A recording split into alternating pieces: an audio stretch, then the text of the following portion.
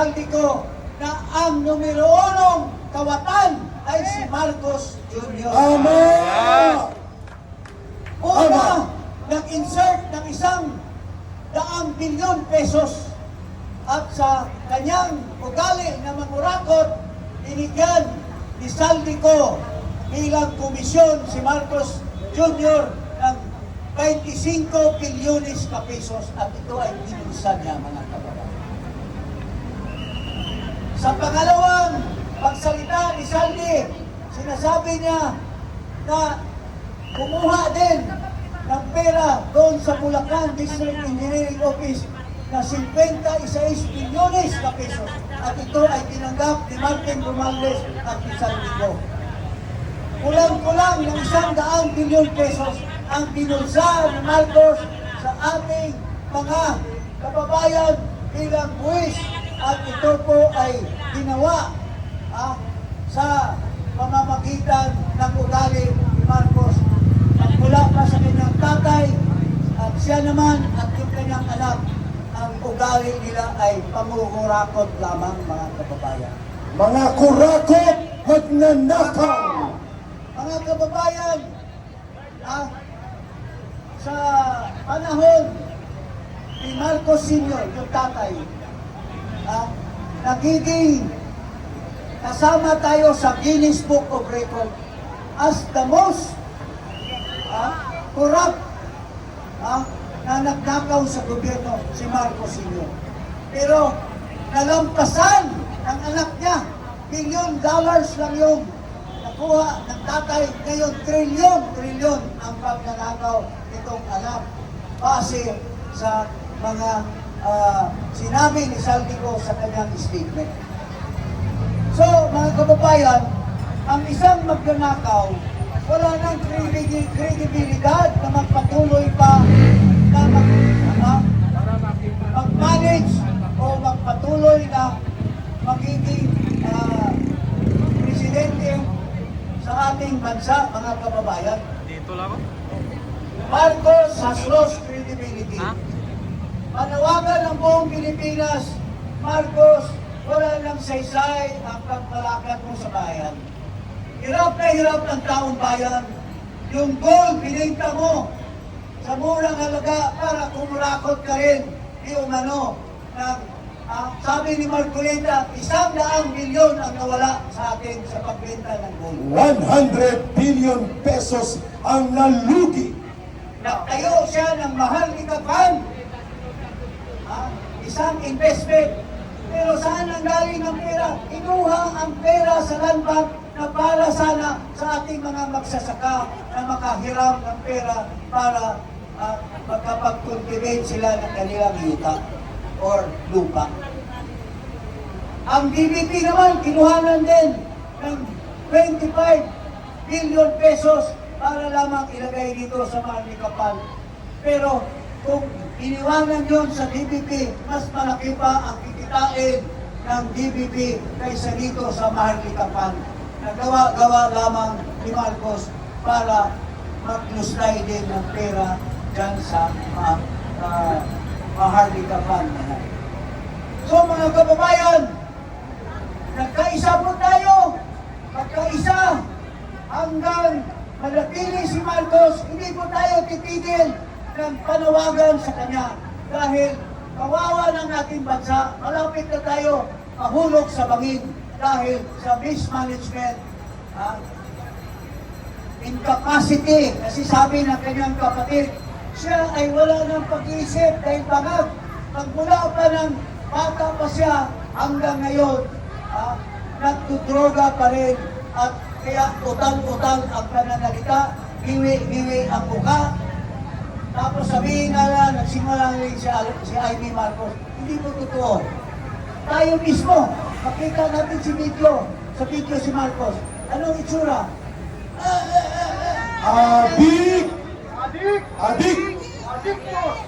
So, pagka walang binabasa, pagka hayaan natin magsalita, giwi-giwi si Marcos. So, karong ang sinabi ni Amy Marcos ay isang katotohanan, mga kababayan.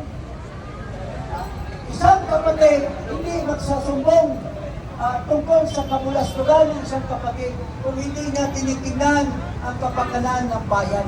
Nagsakripisyo si Ivy na isumbong sa taong bayan ang kanyang kapatid dahil mahal niya ang taong bayan at mayayari ang mga kababayan natin kung magpatuloy pa ang isang bangag na magmamahala sa ating gobyerno.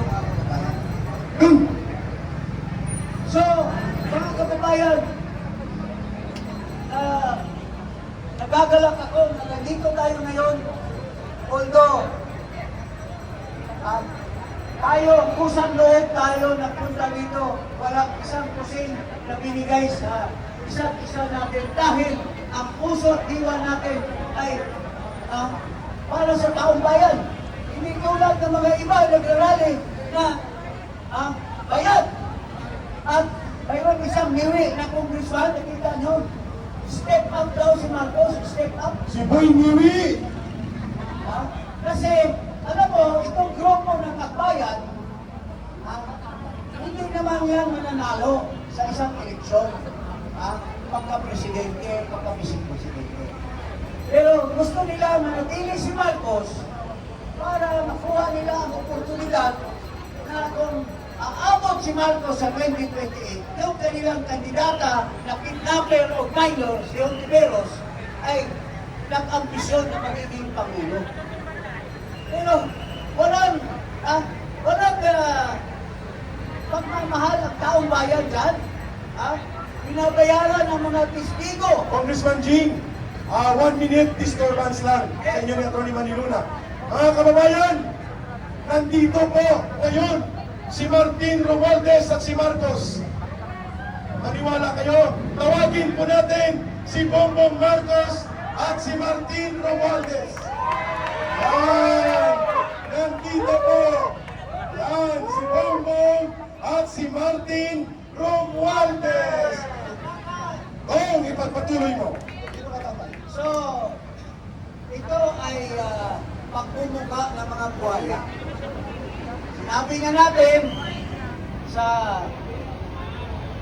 sa laysay ni Saldico, sila mismo ang nagnakaw, nag-insert ng pondo, pati ang program funds, nilustay ni Marcos. Siya lamang ang may otoridad na mag-issue ng order na i-dispense o i-release ang pera doon sa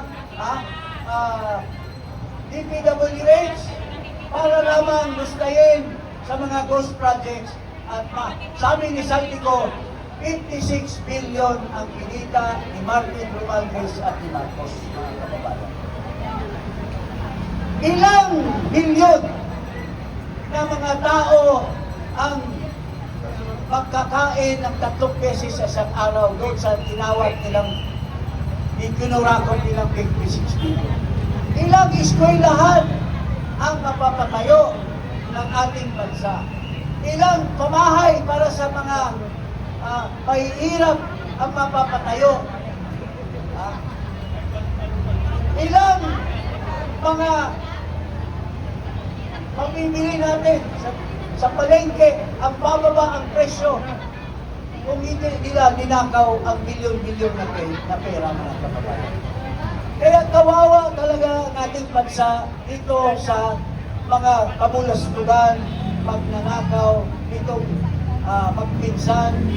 Tapos sinabi pa ni Saldi, walang hiya din yung asawa, walang hiya din yung anak. Nakikurakot din sa pera ng ating bansa. So, mga kababayan, anong gagawin natin dito sa mga magnanakaw? Pinanguluhan ni Marcos. Aristuhin, ikulong! Aristuhin, ikulong! Aristuhin, ikulong! Marcos, alistan! Marcos, alistan! Sigaw tayo! Tama!